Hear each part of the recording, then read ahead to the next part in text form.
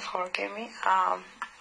Ani hada mana tashoti abba mana kiya akkuma amma obboleessi isaallee daamatti inni beera ooluuf illee dubbatte samarii biyya dhandhee turre gaafa samarii biyya dhandhu haatini tashoo arguu qaba mucaa kiyya arguu qaba jettee jennaan gallee chaansiin nu dhufnee arganne kana atillee dhaltee argachuu qabdaa baay'ee waan dhibamanii turaniif waan nu hambisee faadhateen kanaaf dhaltee argachuu qabda ka jedhuun samarii pilaanii goone Disemberii dhaqee haadhatii yallee addaadhaatti yata jaaladhullee gaafadha jedhe akkuma karoora baafateen Disemberii 10tti manni barumsaa illee waajjifamuuf dhaqee laaluu qaba jedhee akkuma murteeffatee ka'ee dhaqee carraa waan isaa kenneen addaadhaan isaa ta'umaa dhibee hin qabne tana gahaan turte waliin taphataa turanii inni dhaqee guyyaa sadaffatti jalaa boqatte isiillee geegessa asii godhee achirraa raawwatee aga fixateen booda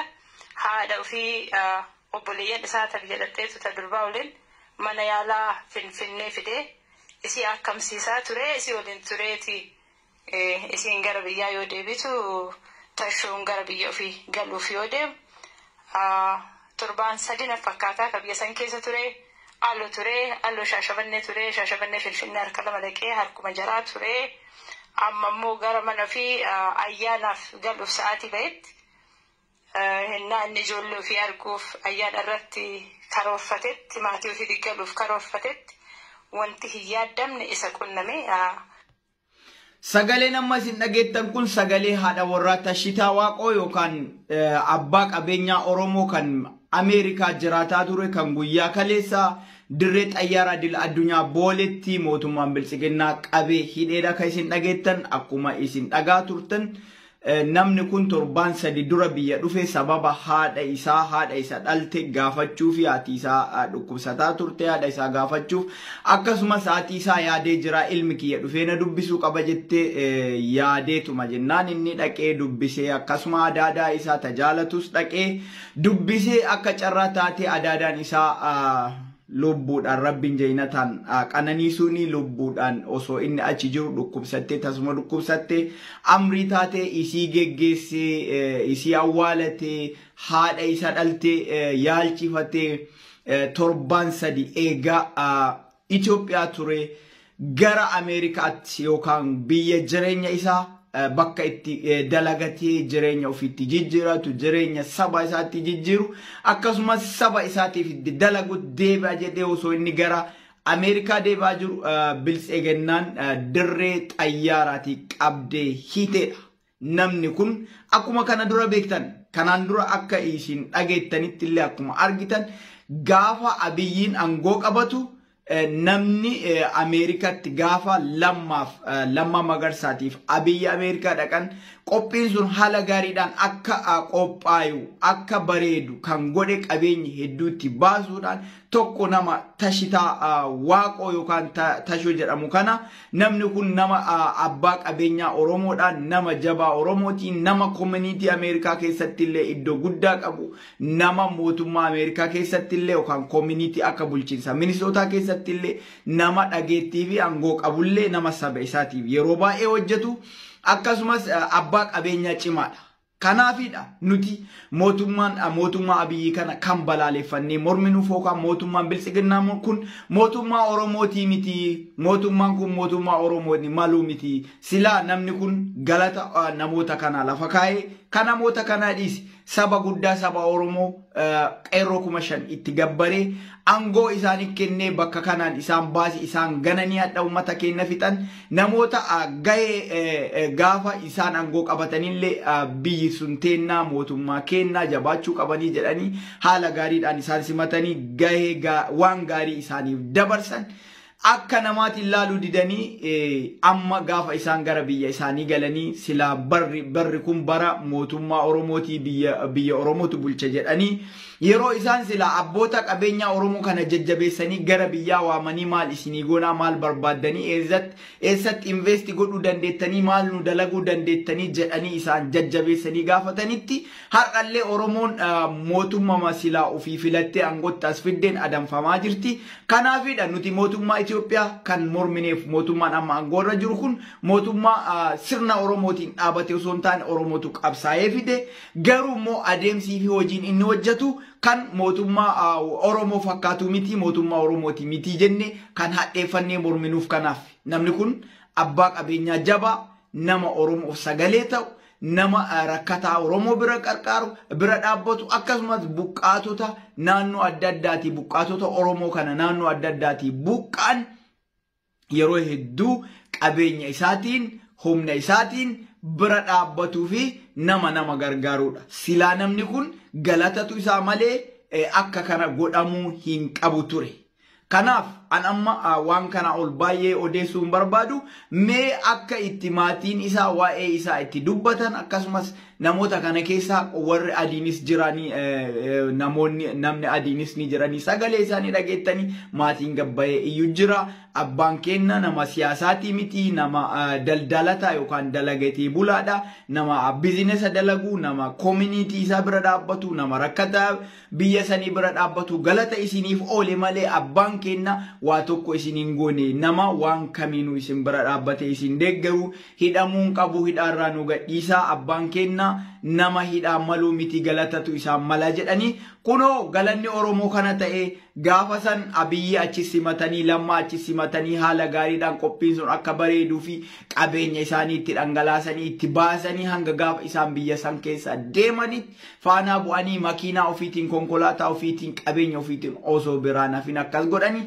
har'a immoo gaafa isaan silaa mootummaan kun mootummaa Itoophiyaati mootummaa Oromooti jedhanii gara biyyaa galanii isaan maatii ofii dubbisan akkana godhanii hidhan. Saniyyuu wanni sin ajaa'ibu namni kun torbaan sadii Oromiyaa fi Itoophiyaa keessa ture. Torbaan sadii inni ture kana keessa waa tokko isa hin goone eega inni maatii isaa maatii namni abbaan maatii ni beektanii maatii ofii eega biraa deeme akkamitti oolan akkamitti bulan jedhee si'aachisa. Lammaffaa yeroo ayyaanaatti ijoolleen isa eegdi maatiin isa eege yeroo inni gara biyyaatti deemu eeganii dirree booleetii qabuun dirree xayyaaraatii qabuun nama karabbaye gufuun sin dhayin jedhanii silaa eebbisanii silaa yakka dalageeraati namni kun achi dura to'annoo seeraa jala ooluu qaba ture akkuma haadha warraa isaa irraa dhageettan yeroo lama sadii Finfinneef Shaashamannee jidduu deebi'ee Shaashamannettis qabuu dandeettii namni kun nama Shaashamannee keessaallee waa qabu nama abbaa qabeenyaa beekamaadha garuu Oromoon ammallee akkuma kasirna kaleessaa caalaa du'aa fi buqqa'aa fi hidhamaa jirtu kan agarsiisudha. Sagalee maatii isaa dhageenya laayik godhaa viidiyoon kun namoota hedduu bira akka ga'u laayik godhaa galatoomaa. Thank you very much. Sagalee guutuu maatii isaa dhageeffadha. We know why we are here today. The program is started with announcement. We will have a remark from the family. And we have a press release, and we will have Senator John Hoffman have a remark. Right now, I invite a family member to press release, Bassa. Hi, my name is Bassa Tufa, and I am Tashitee's niece. Tashitee Tufa is a United States citizen and Minnesota resident who has been detained without cause from the Bole International Airport in Addis Ababa, Ethiopia, yesterday, Thursday, December 30th, 2022. My uncle is a local business leader, philanthropist, dedicated community man, and more importantly, a beloved member of our family. His trip to Ethiopia was to visit his ailing mother and to be with his dear aunt at the time of her passing. My uncle's contribution to his community is immense, and his absence will not fail to affect many Minnesotans, whether it's the hundreds of folks whom he employs, to the thousands of kids he helps transport to schools across the state of Minnesota, or the local organizations and businesses he contributes his time and resources to every day. We are deeply saddened by the news of Tashitee's arrest. Although we are grateful for the outpouring of support on social media, the political opinions do not reflect the views of our family. We look forward to working with authorities here in the United States and in Ethiopia to secure his immediate release and return home to Minnesota. We ask that you all give our family privacy during these hard times. You can help us by reaching out to the U.S. Embassy in Ethiopia by calling 251-11130-6000, contacting members of the U.S. Congress, U.S. Senators, state and local representatives for Tashitee's release. Thank you and God bless. Thank you. We have other family member. Yeah, my name is Gabi Tufa, Tashita's little brother. I've been with Tashita for a few days back in Ethiopia, actually attending a funeral of our beloved auntie, Ligo Koji. And Tashita was actually there before. He went to Ethiopia to actually visit our ailing mother and also take her to hospital and also actually give her a doctor attention. And also using that opportunity, he had opportunity to see our auntie during her last days before she passed away. And Tashita, as most of you here in Minnesota knows, he is a businessman and also a community person supporting our entire community during the last, I could say maybe 25, 30 years. And he has no any direct political affiliation and visiting just homeland country. So we truly appreciate any immediate support in securing his immediate release, and we appreciate any assistance with this regard. I would like to use this opportunity to call on all U.S. senators and and other government officials to support our family in releasing, securing his release. And I would also like to say a few words in Afaan Oromoo. Anini maqaan kiyyaa Gabii Tufaati jedhama. Obboleessa Tashooti, Tashitaa Tufaa yookaan Tashoo jenna. Tashooni nama ummata kanaaf tajaajila guddaa yeroo baay'ee godhaa ture. Akkuma beektanii karaa daldalaatiinis ummata kanaafi tajaajila guddaa nama godhaaru. Minnesota keessa akkuma beektanii namoonni dhibbaatamaan lakkaa'amanii karaa hojjaallee argatanii karaa adda addaatiin hojjetaa ummata biyya Amerikaa kana keessatti waan guddaa warra godhaa turanii. Akkasuma ammoo kaampaanii isaa kana irraan ijoolleen baay'een gara mana barnootaa gizee deemanii gargaarsa hojjaa inni godhu kanaanii ijoolleen baay'een gara mana barnootaa tajaajila kan argachuu danda'anii. Kanaaf bu'aan inni uummata keenyaaf godhu kun baay'ee guddaa waan ta'eef kana hubatamee namni at least karaa dandeenyuun akka gargaarsa guddaa isaa godhamuu danda'u kabajaan isin gaafanna. Nuti wanti amma jedhaarru akkuma isin dura jenne Tashitaan nama waa'ee haasaa siyaasaa adda addaa keessa illee jiru miti. Nama akkuma Oromoo tokkootitti hojjetee uummata ofiitiifis community kanaafis nama bu'aa buusu kana beekaniiti bakka inni jirutti karaa danda'ametti karaa dandeettaniin akka ergaa kana dabarsitanii innis nagaan gara mana ofii galuu danda'u kanuma gaafachuu irra jirra. Isinis akka kanaan hubattan isin gaafachuu barbaannaa. Galatooma fayyaa ta'a jedha. Galatomi, Gabi. This time I want to invite his wife, Damma. I speak Afaan Oromoo, forgive me. Ani haadha manaa Tashooti.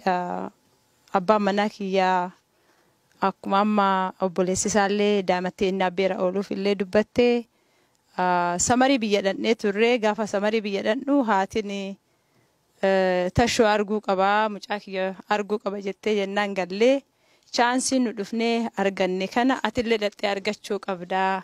Baay'ee waan dhibamanii turaniif waan nu hambisee haadhateen kanaaf dhattee argachuu qabda ka jedhuun samarii pilaanii goonee Disemberii dhaqee haadhatiyyallee adaalaatii tajaaladhullee gaafadha jedhe akkuma karoora baafateen Disemberii 10tti manni barumsaallee waan cufamuuf dhaqee laaluu qaba jedhee akkuma murteeffatee ka'ee dhaqee carraa waan isaa kenneen adaadaan isaa toomaa dhibeen qabne tana gahaan turte waliin taphataa turanii.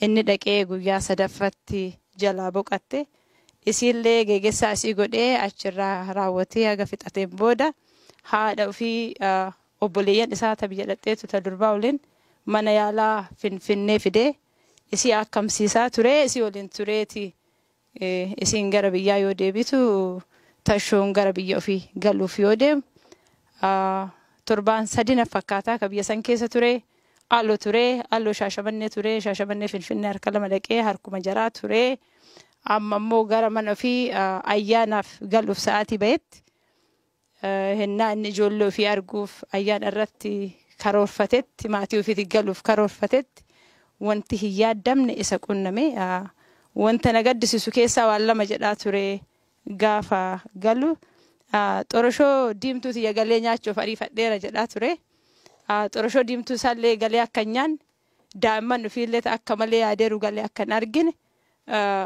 wanta inni yaanneen karatti eerpoortii eeganii qabaniin wanti tashoo wanti tokkochin isin himuunarra jiru ani haadha manaa isaati isin ammoo na caalaa beektanii jechuu danda'a waa'ee abbaa manaa kiyya siyaasa kamuu irraa bilisa hennaa garii waliin dhalatanii gariin shaakalanii qajeellummaan kun ammoo waan tashoon qoffii qabu uduun taane waan maatiin guutuun qabu waan maatii guutuu irraa dhaalame isa kanaa fi abbaa manaa akkanaa qabaachuu kiyyaaf baay'ee ittiin boona tashoon hennaa qabamu nama dhokatee badaaruu miti nama wanjala hujee miti nama mootummaa harka ture sa'aatii inni galutti eeganii eerpoortitti akka nama wanjala hojjetee badaaru baqataaru tokkotti qabuun baay'ee nu gaddisiise akka maatiitti akka tenderstorm akka wantoonni nurra bu'eetti gubbidaawatu nurratti bu'ee isa kanaaf gadda guddattu maahana haadha manaa isaa daa'imman isaa maatii isaaf inni jaalatuuf koominiitii inni jaalatutti dhagamee jira kanaaf amma nuti gaafannu abbaan manaa kiyya abbaan daa'imman tiyyaa akkinni gola tokko keessa abbaan manaa kiyya amallisaa gola takkatti keessa kophaa taa'uu nama danda'u miti amala isaa tokko amalli isaa lammaffaan nama ijalmsuutiif taa'ee bakka tokko turuu miti ani kana ajaa'ibu gola tokko keessa kophaa ofii bulemoo ibsatee akka qara bulemoo dukkana keessa buleen gaafinaaf an mootummaa biyyaa ka kadhadhus ka gaafadhus siifillee irkoo akka ta'e abbaan manaa kiyya biyya dhaqee hawaasa gargaaraa tureeraa hiyyeessa biran darbu qabeenya ofiitiinis humna ofiitiinis jaalala ummata qabuunis waan bira dhaabateeruuf mootummaa kana duraa qabee haga dhumaa nama utube keessaa tashoon nama tokko waan ta'eef ana monti sin gaafadhu warra security taatanii mootummaa naannoo Oromiyaa ta'ee ka federaalaa ta'ee abbaan manaa kiyya haatattamatti gara mana ofii galee ayyaana daa'imma ofii waliin akka dabarsu kabajaan isin gaafadha ulfaadha. Thank you. At this time, I will invite Senator John Hoffman. Tashitee Tufa is a father, an uncle, a brother, a nephew, a beloved member of our community. As a business owner, I'll never forget when he started his MTN transportation.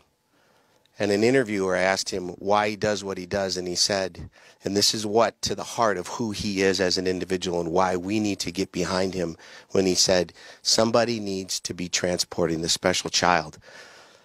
Take it what it is, but what that means is thousands of children every day in the state of Minnesota have relied on Tashitee Tufa to get them to and from school. Hundreds of people rely on him as their employer in order to have their families live the American dream. And what Tashitee is to Minnesota and what he is to us is he is the American dream. I'm imploring everybody to please reach out to their U.S. congressional folks, as we did. Yesterday, I contacted Emmer's office, Congressman Emmer's office. I also contacted Congressman Phillips' office, and I just got word that Congressman Phillips' office, DeConte Kofa, has a State Department duty officer that is going to the consulate ASAP to check on what's going on. That doesn't mean anything is right here in front of us, but what we need to do is what I talked to Representative Mahmoud Noor from Minneapolis. Beginning session, we will get a letter sent to the African desk, which is the consulate, and from the House and the Senate, along with Senator Kerry Dietzig, who is our majority leader, get a signature that says we need him to come home. So please, get a hold of your U.S. congressional, federal representatives and plead that Tashitee needs to come home to Minnesota, where he has a family, he has a business, he has a life, he has friends here that say, come home, get home safely, get home now. Thank you. Thank you, Senator John Hoffman. This time I will invite the other family members who want to make any remark. Hi, I'm Furi Tufa. I'm his son. My father to me is a role model. He's an inspiration, someone I really look up to. With my father being gone, it has impacted my family and I a whole lot. He left December 10th, like my mom said, right before my school closed for winter break, and he planned on coming right back before school would start up again. My father is a big part of my life, a big part of what I do.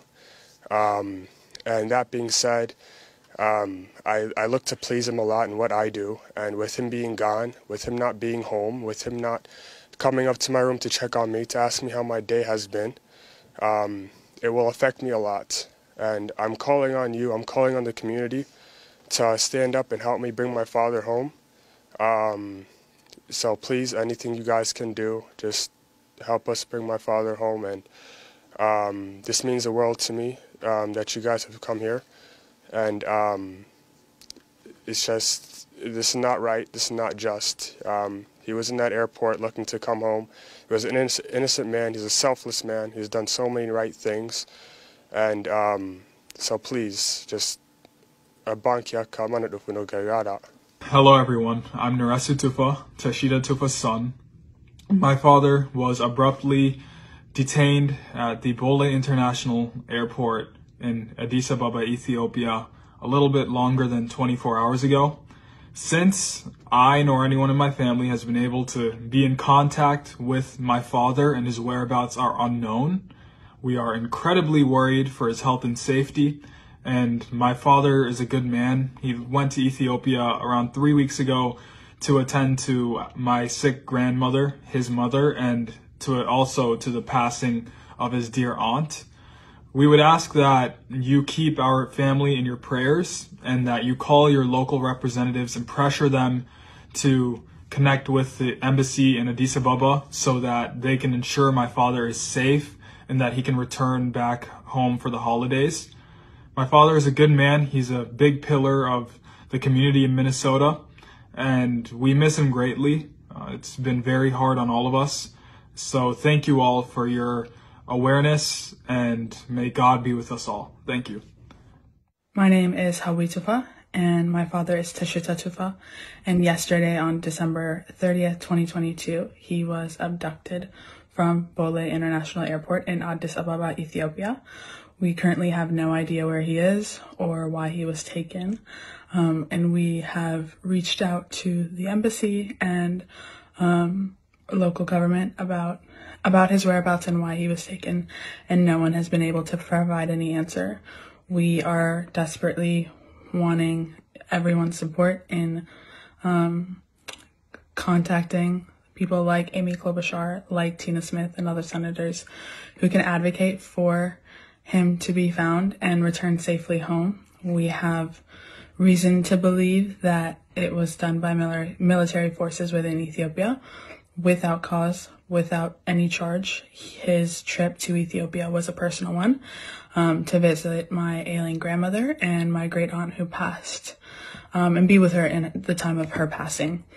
We want your support and your help at this time. It's a really difficult time for our family. I just want my dad to be safe, and I want him to be home. So we are calling on everyone to just advocate for him in this time.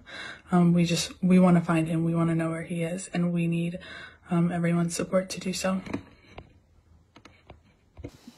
My name is Dame Tufa. I'm his 14-year-old daughter.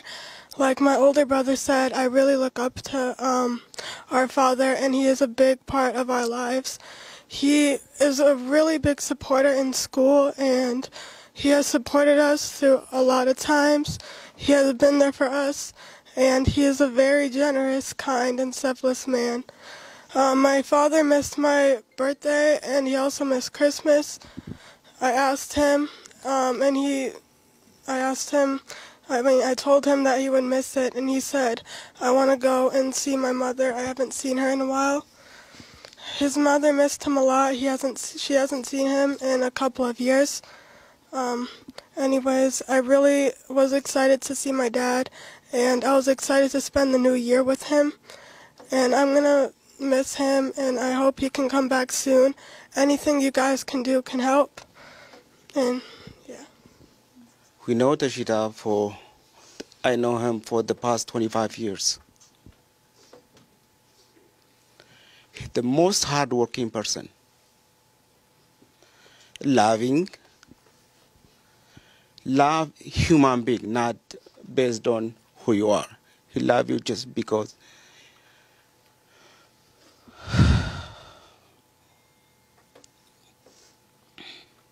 innocent human being.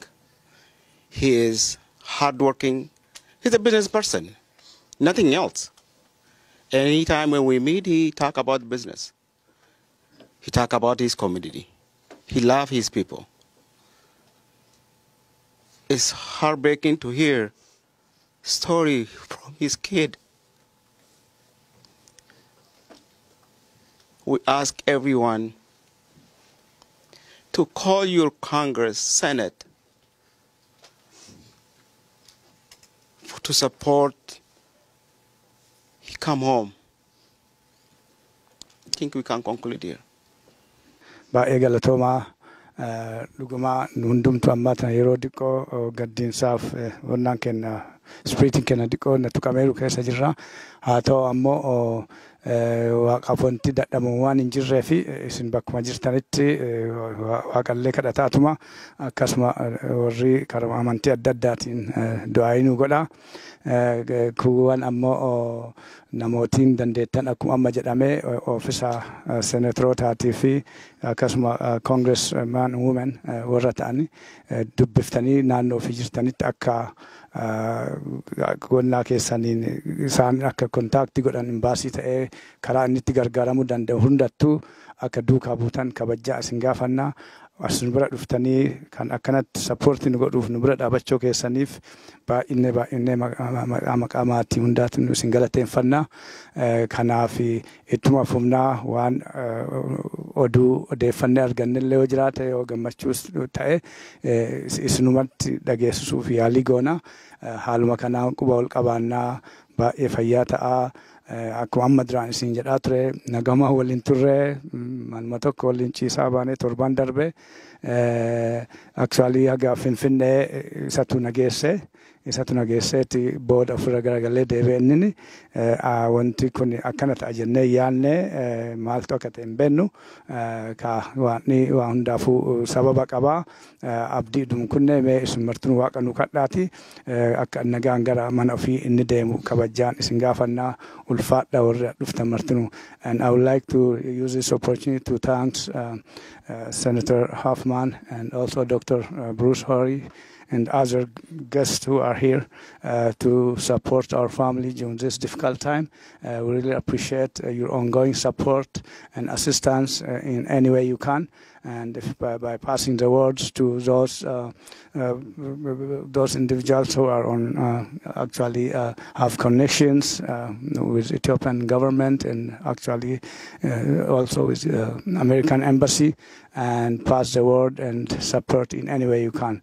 Thank you so much. We really appreciate for your time, taking your time from this very busy weekend and holiday weekend and being with us. That is a lot to us. Thank you so much. Baay'ee galatooma jedha. Baay'ee galatooma namni hundi keessanuu baay'ee galatooma waan dhuftanii fi adda asitti dhaabatu.